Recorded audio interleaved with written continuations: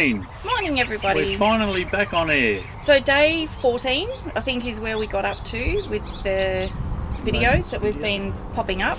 So day 14 was our last day in Katherine, and it was a declared rest day.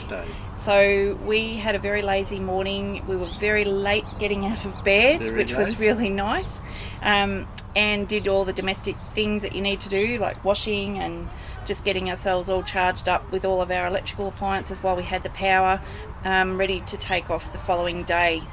It was also a bit of a planning day, so we'd done a bit of planning about whether we were going to go to Kakadu or Litchfield on our way to Darwin, whether we went anti-clockwise or clockwise. When we learned it was Territory Day on the 1st of July, we figured that we'd be best to go to Litchfield because we really wanted the opportunity to be in Darwin for Territory Day and see the fireworks. We'd heard that there'd be the fireworks at Mindle Beach, and we really wanted to be there for that. So we packed up on day 15 and left Katherine, headed to Litchfield. The first campground that we tried to get into was Florence Falls. We were there before 1. And it didn't go very well. No, that was full. He, the caretaker there told us that he was full at 10 o'clock, so we suddenly, our hearts sunk and we thought, oh. And, what do we do now? But he said there was possibly some campsites at Wangi, so we tootled onto there, and luckily we got there and there was 3 campsites left, I think, by the time we got there, so we were able to get a good campsite. Yeah, so that was great. We based ourselves there for 2 nights. 2 nights. Yeah, so good. That was a really lovely national park, which meant that it was only $6.60 each per night. So another cheap night, 2 nights accommodation for us. Flushing toilets, hot showers. Yeah, barbecues, really lovely setup. And to be honest, I think we got the better campground out of the 2.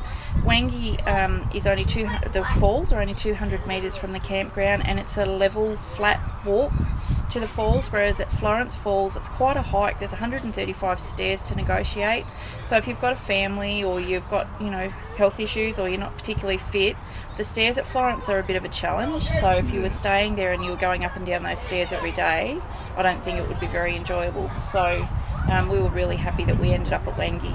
But they're both beautiful places. The whole of Litchfield National Park is magic. Yeah, it was beautiful. Awesome.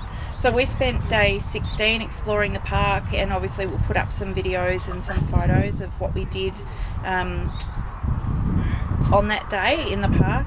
But it was a full day. Probably to do it justice, I would say that 2 days in Litchfield, 2 full days would have been better.